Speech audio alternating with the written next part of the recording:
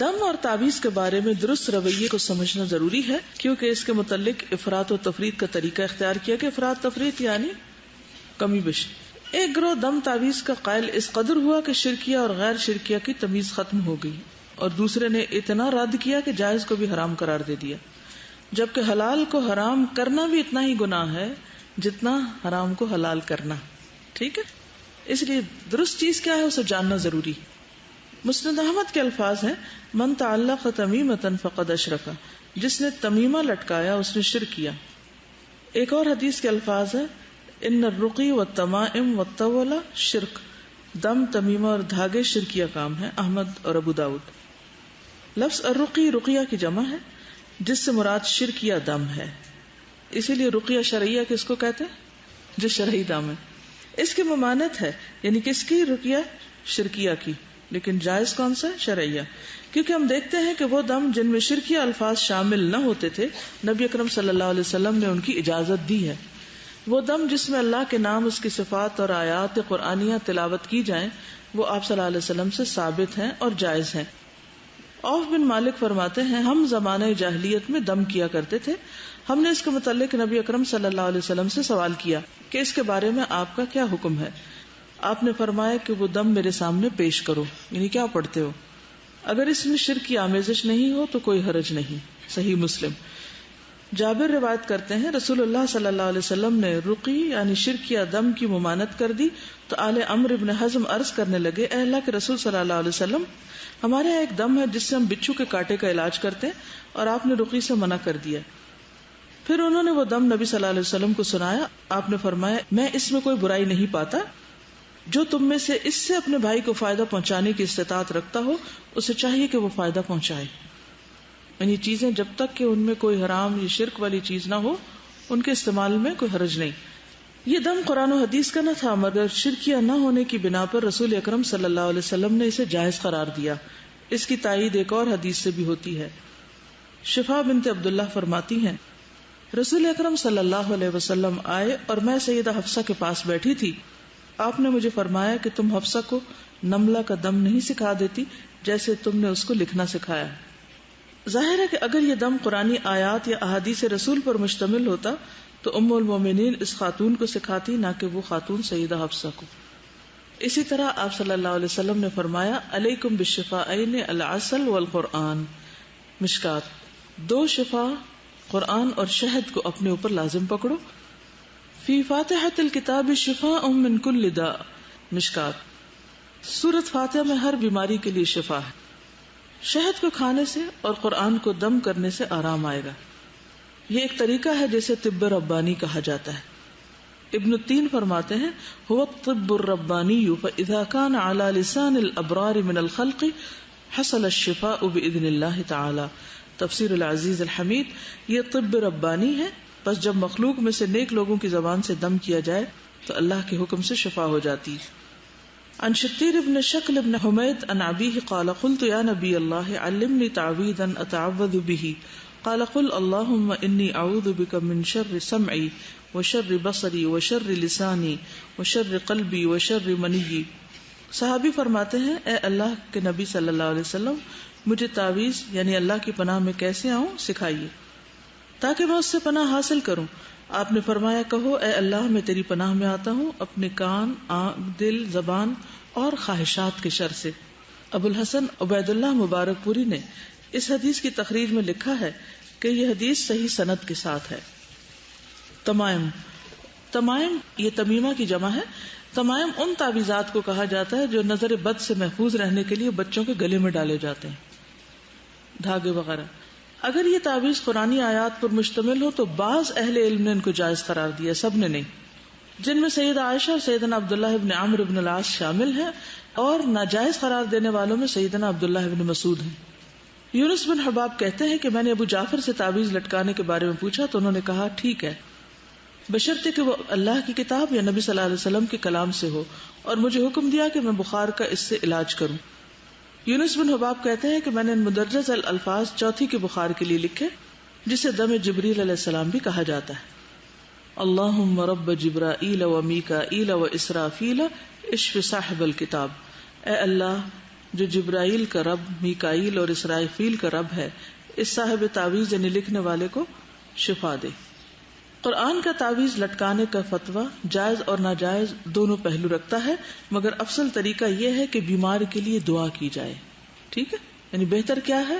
چیز لٹکانے کی بجائے دعا کی جائے، براہ راست اس پر قرآن پڑھا جائے، نہ کہ اسے لٹکا دیا جائے، کیونکہ یہ بے حرمتی کا باعث ہوتا ہے اگر بیت الخلاء وغیرہ میں لے جائیں۔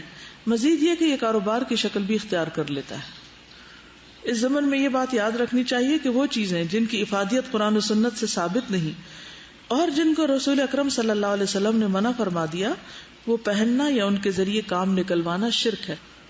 مثلا دفع بلا اور مصائب کے لیے چھلا پہننا، سٹونز یعنی مختلف پتھروں کا استعمال، یا کالے دھاگے بازو اور کلائی وغیرہ میں پہننا۔ عمران بن حسین سے مروی ہے کہ رسول اللہ صلی اللہ علیہ وسلم نے ایک شخص کے ہاتھ میں پیتل کا چھلا دیکھا۔ آپ نے پوچھا یہ کیا ہے؟ اس شخص نے جواب دیا یہ واہنہ یعنی کمزوری کا علاج ہے، واہنہ واہن سے۔ آپ نے فرمایا یہ اتار دو کیونکہ یہ تجھے کمزوری کے سوا کچھ فائدہ نہ دے گا۔ ہمارا ایمان یہ ہونا چاہیے کہ جو طریقے اللہ اور اس کے رسول صلی اللہ علیہ وسلم نے بتائے ہیں، جن چیزوں سے ہمیں پناہ حاصل کرنے، شفا حاصل کرنے کا حکم دیا، ہم انہیں اختیار کریں، مگر وہ بھی چند شرائط کے ساتھ۔ کیا ہے شرائط؟ نیت یہ ہو کہ اصل شفا اللہ تعالیٰ کے ہاتھ میں ہے۔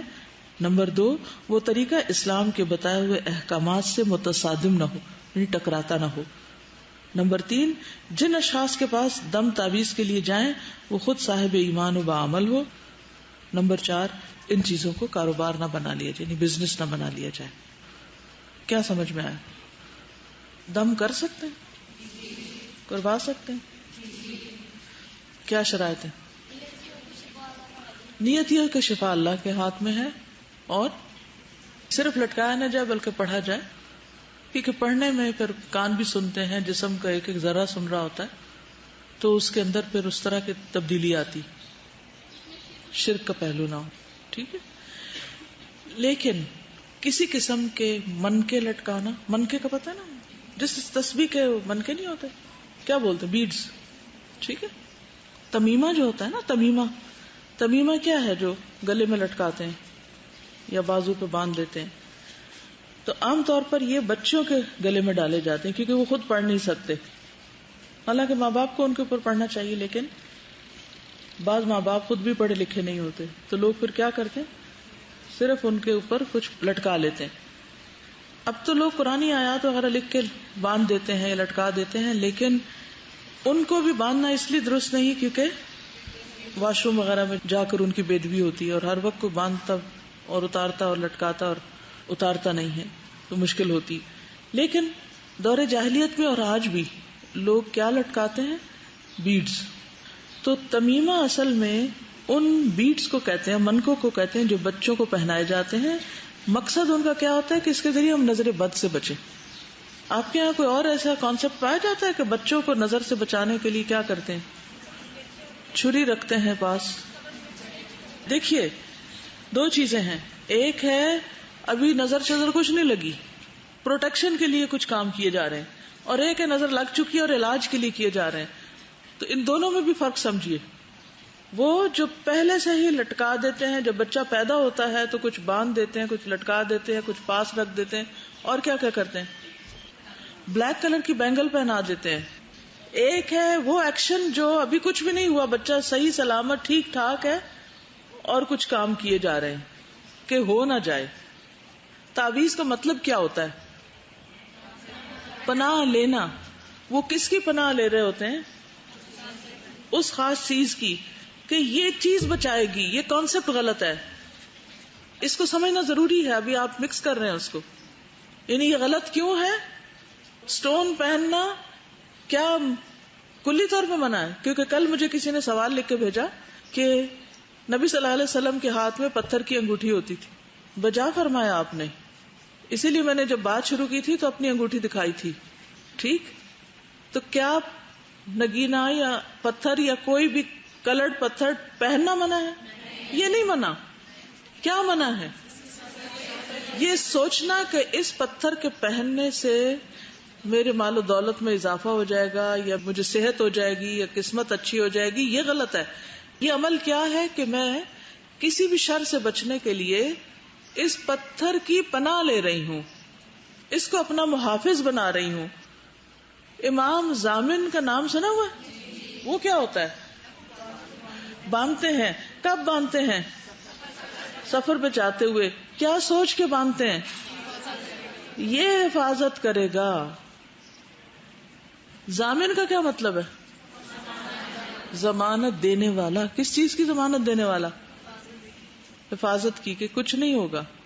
لیکن اس کے باوجود بھی لوگ دنیا سے چلے جاتے ہیں، اور جب وہ غسل دینے لگتے ہیں تو پھر ان کا اتارتے ہیں.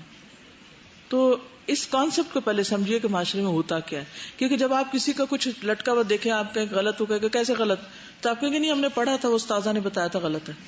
یہ کوئی دلیل نہیں ہے کہ فلاں نے بتایا تھا. خود عقل سے کام لیجئے کہ کیوں غلط ہے. کیوں غلط ہے؟ کوئی بتائے گا؟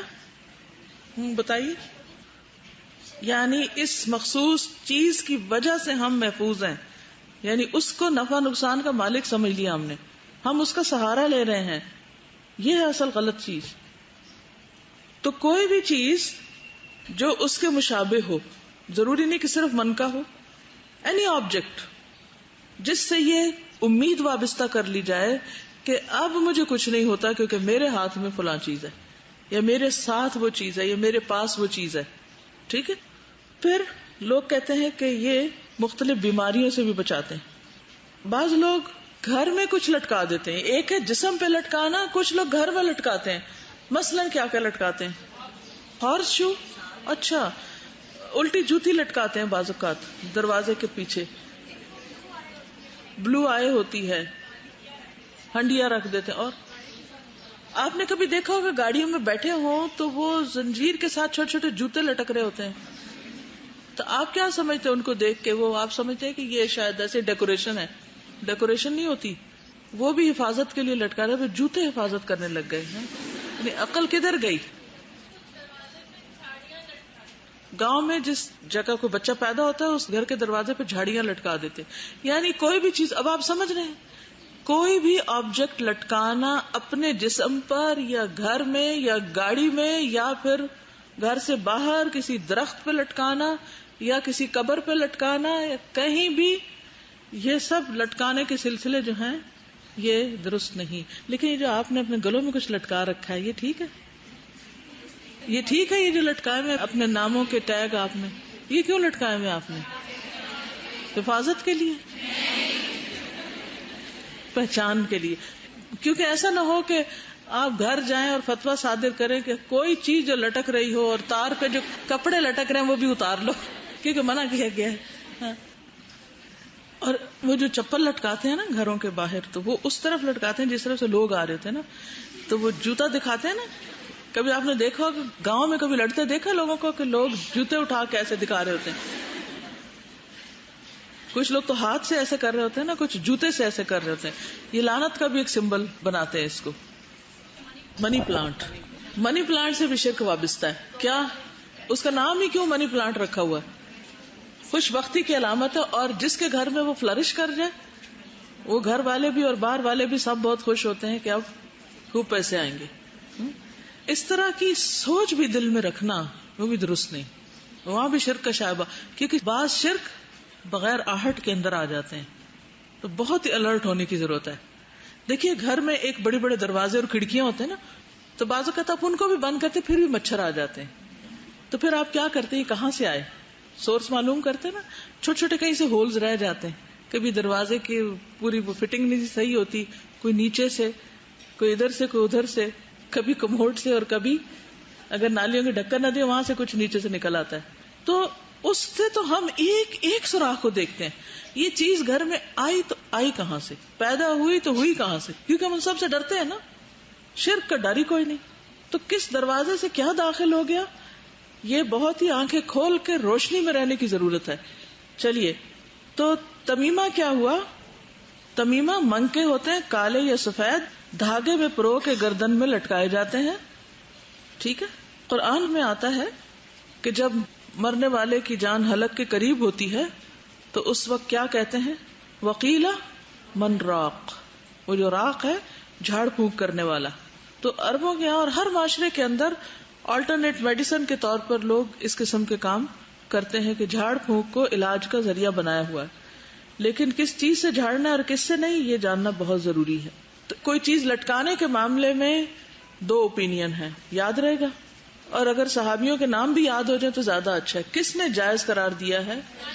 یعنی کہ اگر اس میں قرآن کی آیت ہے، مثلا کسی نے کوئی قرآن کی آیت لکھ دی اور اس کو کہیں بند کر کے رکھ دیا گیا یا لٹکا دیا گیا گلے میں یا کہیں گھر میں.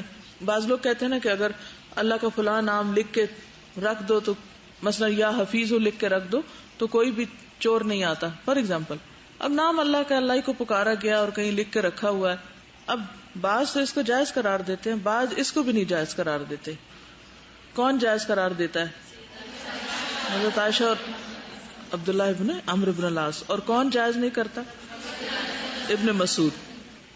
ابراہیم نخعی کہتے ہیں صحابہ قرآن کے تمائم اور غیر قرآن کے تمائم سب کو ناپسند کرتے تھے. تو جو راجح اوپینین ہے، یعنی دونوں رائے موجود ہیں اگرچہ، لیکن ان میں سے جو راجح ہے وہ یہ ہے کہ نہ لٹکایا جائے تو بہتر ہے. ٹھیک ہے، نہ لٹکانا بہتر ہے. لیکن ممانعت کی کوئی دلیل نہیں ہے کہ کیوں نہ لٹکایا جائے.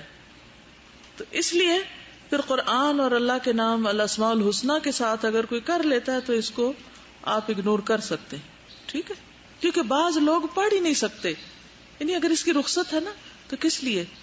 کبھی آپ کی کسی ایسے شخص سے ملاقات ہے کہ آپ اس کو 10 دفعہ کوئی آیت پڑھائیں، آیت الکرسی سکھائیں، تو وہ پھر بھی نہیں پڑھ سکتے. ہوتا ہے نا، لیکن ان کی صلاحیت ہی نہیں ہے. اب ایسے لوگوں کے لیے کیا علاج ہو؟ ان کو بھی تو ضرورت ہے نا آیت الکرسی کی. اب آپ دیکھیے کہ ان کی رائے یہ ہے کہ اگر ہم قرآن کی آیات لٹکانے کی اجازت دیں گے تو اس سے لوگ دوسری چیزیں بھی لٹکانے لگ جائیں گے، تو پھر دروازہ کھل گیا تو لوگوں نے کہیں رکنا نہیں. تو بہتر ہے دروازہ بند ہی رہے. اور یہ کہ قرآن کا لٹکانا بچوں کے گلوں میں ویسے بھی بے حرمتی ہے. بچے نیچے الٹے لیٹ رہے ہوتے ہیں. اب مثلا آپ نے قرآن مجید کا تعویذ بنا کے گلے میں ڈال دیا یا اس کے کپڑوں میں لگا دیا. اب بچہ پہلے سیدھا لیٹا ہوا تھا، پھر وہ الٹا ہو گیا. اب تعویذ کہاں آ گیا؟ بچہ اوپر ہے اور قرآن کی آیت نیچے آئی ہوئی ہے، کیونکہ وہ سوتے جاگتے ہر جگہ پہنا ہوا ہوتا ہے. تو بید بھی ہے یا نہیں ہے؟ تو پھر نہیں لٹکانا چاہیے نا. اگر کسی بڑے نے پہنا ہوا ہے تو واش روم جائے گا، تو بید بھی ہے یا نہیں ہے؟ کیونکہ قرآن کی بھی ایک عظمت ہے، اس کی عزت ہے، اس کی تکریم ہے. اور اس کی دلیل ریسنٹلی میں نے پڑھی کہ نبی صلی اللہ علیہ وسلم نے ایک مرتبہ یہود کے ساتھ جب بات چل رہی تھی تو ان سے کہا کہ جاؤ تورات لے کر آؤ اور تورات میں یہ حکم دکھاؤ کہ کیا لکھا ہو. تو جب تورات لائی گئی تو آپ صلی اللہ علیہ وسلم نے اپنے گود میں پہلے تکیہ رکھا اور اس کے اوپر تورات کو رکھا. قرآن مجید تو اس وقت بک کی فارم میں نہیں تھا نا، کوئی ہڈی پہ، کوئی کسی چیز پہ، کوئی کسی چیز پہ، لیکن تورات اس وقت ایک خاص مخصوص شکل میں تھی، سکرولز کی شکل میں. تو اس کو آپ نے زمین پہ نہیں بچھا دیا، اس کو آپ نے ایسے ہی نہیں بلکہ ایک پراپر شکل میں ایک عزت اور احترام کے ساتھ اس کو کھولا. حالانکہ اس کا پتا تھا کہ اس میں تبدیلیاں ہو چکی، مگر اگر کچھ بھی حصہ اس میں اللہ کے کلام کا تھا یا وحی کا تھا تو اس کا ایک احترام. تو بعض لوگوں کو میں نے دیکھا ہے کہ وہ زمین پر ایسے قرآن مجید رکھ دیتے ہیں، ادھر ادھر رکھ کے چھوڑ دیتے ہیں، یا ادب احترام نہیں کرتے، تو یہ درست نہیں ہے. تو تمام یہ تمیمیں یا تعویذ بنا نہیں سکتے، اور چیزوں کے قرآن کے ہی بنیں گے، اللہ کے نام کے بنیں گے. اور اگر اللہ کے نام کے بنتے ہیں تو ان کے ادب احترام میں کمی کا اندیشہ ہے، اس لیے بہتر یہ ہے کہ ایسی چیزیں نہ کی جائیں. پھر اسی طرح کوئی ایسا تعویذ بھی نہیں پہننا چاہیے اور نہیں لینا دینا چاہیے جس میں عربی کے علاوہ کوئی اور زبان لکھی ہوئی ہو، یا وہ سمجھ نہ آ رہی ہو، یا وہ الٹے طریقے سے لکھی ہوئی ہو، یا وہ ہندسوں پر مشتمل ہو، فگرز ہوں. یہ جو کالمز بنا کے لکھنا اور اس طرح کی چیزیں، یہ بھی درست نہیں. اپنے پاس سے من گھڑت، پھر وہ یہ ہے کہ یہ چیز بچائے گی، اتنی دفعہ لکھیں گے تو ضرور ہوگا، یہ ٹھیک نہیں. اور تیسری بات یہ ہے کہ اگر کوئی مثلا قرآن مجید یا کسی بھی چیز کو لکھ کے رکھتا بھی ہے کسی وجہ سے، تو اس کا یہ عقیدہ ہو کہ شفا یا حفاظت اللہ ہی کی طرف سے ہے، اللہ تعالیٰ کرتا ہے. پھر اسی طرح حضرت عائشہ سے جو منسوب ہے نا کہ انہوں نے اس کو جائز قرار دیا، تو اس کے بارے میں بھی مزید وضاحت یہ ہے کہ مصیبت آنے سے پہلے لٹکانے کو وہ جائز نہیں قرار دیتی تھی. ہاں اگر کسی کو کوئی تکلیف آ گئی ہے تو اس کے بعد بطور علاج استعمال کرنے کی اجازت دیتی تھی. سمجھ آ گئی؟ یعنی بے وجہ لٹکانے کی نہیں، بلکہ اگر کوئی تکلیف آ گئی تو اس کے علاج کے طور پر. یہ صحیح ترغیب و ترہیب میں آتا ہے. حضرت عائشہ فرماتی ہے کہ تمیمہ وہ نہیں جو مصیبت آنے کے بعد لٹکایا جائے، بلکہ تمیمہ یعنی تعویذ وہ ہے جسے کسی مصیبت کے لاحق ہونے سے پہلے لٹکایا جائے. ٹھیک ہے، یعنی ایسے ہی خواہ مخواہ میں نہیں کوئی چیز لٹکائے رکھیں. اگر کچھ ڈالنا بھی ہے یا رکھنا بھی ہے تو جب کوئی تکلیف آ گئی تو تکلیف کے علاج کے طور پر. ٹھیک، مصیبت سے پہلے صرف حفاظت، پروٹیکشن کی دعائیں. یہاں ایک کارڈ بھی ہے حفاظت کی دعائیں کے نام سے. ایاک نستعین میں بہت سی دعائیں آپ کو بتائی گئی ہیں دشمن کی شر سے بچنے کے لیے، اور یہ ان سب دعاؤں کا پڑھنا درست. اگر آپ ایاک نستعین میں دیکھیں نا تو وہ دلیل وہاں دی ہوئی ہے کہ نبی صلی اللہ علیہ وسلم نے ایک بچی کو دیکھا جس کا رنگ زرد ہو چکا تھا. ٹھیک ہے، تو آپ نے فرمایا کہ اس کو نظر لگی ہے. یعنی جسمانی طور پر انسان صحت مند نظر نہیں آتا، اس کے رنگ میں یا اس کی آنکھوں میں یا اس کے ایک اب نارمل بہیویئر ہو جاتا ہے، اور فزیکلی کوئی ایسی ریزن نہ بخار ہے نہ کچھ اور ہے، یعنی غیر مرئی اثرات محسوس ہوتے ہیں. یہ حدیث بہرحال موجود ہے کہ نظر ایک انسان کو قبر میں اور اونٹ کو ہانڈی میں اتار دیتی ہے، یعنی ذبح کرنا پڑ جاتا ہے صحیح اس کے اثرات. جی بعض لوگ حروف مقطعات لکھ دیتے ہیں، اب کسی کو کیا پتا ان کا معنی کا، تو وہ نہیں لکھنے چاہیے. لوح قرآنی کے نام سے لوگوں نے لکھے ہوتے ہیں. سمجھ آ گئی؟ لوح قرآنی کے نام سے جو حروف مقطعات ہر جگہ لکھ کے لوگوں نے رکھے ہوئے ہوتے ہیں ان کو بھی نہیں لٹکانا چاہیے، کیونکہ ان کا تو مطلب ہی نہیں پتا کسی کو. بعض لوگ گھروں میں نقش لگاتے ہیں کہ نقش نوری لگاتے ہیں کہ اگر آپ گھروں میں یہ لگائیں گے تو اس سے جھگڑے نہیں ہوں گے، فتنہ فساد نہیں ہوگا، حفاظت ہوگی، چوری نہیں ہوگی. ایسی تمام چیزیں درست نہیں. وعلیکم السلام. میں نے جو ایک چیز دیکھی تھی، ایک دفعہ ٹی وی پہ کوئی کوکنگ شو آ رہا تھا، تو میں صرف اس لیے آئی ہوں بتانے کے لیے کہ بعض اوقات لگتا ہے چیزیں بہت ہارملیس لگتی ہیں، لیکن اگر عقیدہ بھی اگر ہم نے نہ پڑھا ہو تو پھر تو ہم بالکل بھی اس میں گرنے کے قابل ہو جاتے ہیں. وہ کوکنگ شو تھا، وہ جیسے کالز آتی ہیں تو اس میں ایک کال آئی اور انہوں نے کہا کہ وہ جو آپ نے ایک دفعہ کوئی طریقہ بتایا تھا چیزیں گم ہو جائیں تو کیسے ڈھونڈیں، تو وہ تو ذرا سے دوبارہ ایکسپلین کر دیں. تو انہوں نے کہا ہاں وہ بہت زیادہ فرمائش اس کی آتی ہے، چلے میں آپ کو بتا ہی دیتی ہوں، ویسے بھی تو 1 ہی منٹ کا تو کام ہے. تو آپ نے بس کیا کرنا ہے کہ کوئی بھی چیز جو گمی ہوئی ہے نا تو وہ ذہن میں لائیں کہ وہ کیا گمی ہوئی ہے، اور دیوار سے پتہ 3 فٹ دور کھڑے ہو جائیں اور اپنے ہاتھ سے اس کے اوپر لکھنا ہے یا موسیٰ یا کلیم.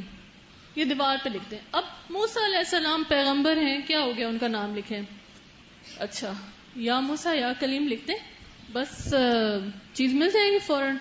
لیکن جب وہ مل جائے نا تو اس میں اہم نقطہ یہ تھا کہ اس کو اب آپ نے ہاتھ سے مٹا دینا ہے. وہ جہاں پہ بھی کھڑے ہو کے آپ نے کیا تھا نا تو ہوا میں ہی اشارے میں جیسے لکھا تھا ایسے ہی وائپ کر دینا، ورنہ پتہ نہیں کیا کیلیمٹی آ جائے گی یا کیا ہو جائے گا. اب اس کے بعد انہوں نے پتہ نہیں کتنی دفعہ یہ بات ریپیٹ کی کہ بیٹا میں آپ کو جو یہ کلو بتا رہی ہوں نا یہ انتہائی افیکٹو ہے. اور پھر کالز اور آنی شروع ہو گئی کہ ہاں جی ہم نے یہ کیا ہوا تھا تو ہماری فلان چیز جو تھی وہ بھی مل گئی اور وہ بھی مل گیا. میں اس وقت یہ سوچ رہی تھی کہ جو بچے ہیں یا اتنے زیادہ ناسمجھ لوگ ہوتے ہیں بیچارے سیدھے سادے، ہر قسم کے لوگ دیکھ رہے ہوتے ہیں. اس میں اب کیا، نہ کوئی خرچ ہے، نہ کہیں جانا ہے، نہ کوئی دھاگا چاہیے، نہ کا تعویذ، کچھ بھی نہیں چاہیے نا. Just have to do this شرک کہ آپ کسی پیغمبر کو بلا رہے ہیں مدد کے لیے. اور آپ پتہ میرا بہت عرصے سے بچپن سے یہ بلیف ہے کہ ہم لوگ جو اسلام ہے اس کو ہم پڑھیں گے تھرو قرآن، تھرو حدیث، اور اس کے بعد صحابہ اور پھر کچھ اور. میرے نزدیک علم اس طرح سے ٹرانسفر ہوا، اسی لیے سب مسلمانوں نے حدیث کلیکٹ کرنے کے لیے محنت بھی کی. لیکن ہی ہیڈ اے بلیف کہ ایک تو یہ والا نالج ہوتا ہے اور ایک روحانی نالج ہوتا ہے جو اللہ تعالیٰ کسی کو بھی دے دیتے ہیں. And when he gets the روحانی نالج تو اس کو پھر حدیث کی اوتھینٹک ہونے کا اس کو خود سے پتا ہوتا ہے. یعنی اللہ تعالیٰ نے دین مکمل نہیں کیا، نبی صلی اللہ علیہ وسلم نے اپنا کام پورا نہیں کیا، اور بہت سارے اور لوگ ہیں جن کو ڈائریکٹ وحی مل رہی، یعنی براہ راست اللہ تعالیٰ ان پہ وحی کر رہا ہے، اب وہ جیسے چاہیں انٹرپریٹ کریں. اس کی دلیل کدھر ہے؟ کہاں قرآن مجید میں لکھا ہوا ہے کہ اطیع اللہ واطیع الرسول، اور وہ تیسرا جو آپ بتا رہی ہیں وہ بھی کہیں ہو؟ خود قرآن میں کہیں نہیں اس کی دلیل. تو ان کو کس نے اتھارٹی دے دی کہ وہ کلیم کریں کہ ان کے پاس کسی خواب سے یا کسی بھی اور ذریعے سے کوئی چیز آ رہی. ٹھیک ہے نا. تو ہمارا معیار کسی بھی چیز کو لینے کا لوگوں کے دعوے نہیں. ہر کوئی اپنی اپنی مرضی سے کلیم کرتا رہے گا کہ ایسا ہو جائے گا یا ہوتا ہے یا ہونا چاہیے, لیکن اس کے دعوے کو ہم کس طرح ایکسپٹ یا ریجیکٹ کریں گے؟ کیا کرائیٹیریا ہمارے پاس؟ اپنی عقل سے, دل سے, خواہشات سے نہیں. دیکھیں گے کہ قرآن نے کیا بتایا. اگین واپس وہیں جائیں گے کہ وہاں کوئی لکھا ہوا ہے ایسی کوئی چیز ہے, اگر ہے تو ہم کوئی حرج نہیں. اور پھر قرآن نے کہا ما آتاکم الرسول فخذوہ, کسی اور کا نام لیا, وما نہاکم عنہ فانتہوا. تو اگر رسول نے نہیں دیا تو بس نہیں دیا, کسی اور سے لینے کی ضرورت ہی نہیں. چلیے اب جادو کے بارے میں ہے, ٹائم ختم ہے تقریباً. سبحانک اللہم وبحمدک اشہد ان لا الہ الا انت استغفرک واتوب الیک. السلام علیکم ورحمۃ اللہ وبرکاتہ.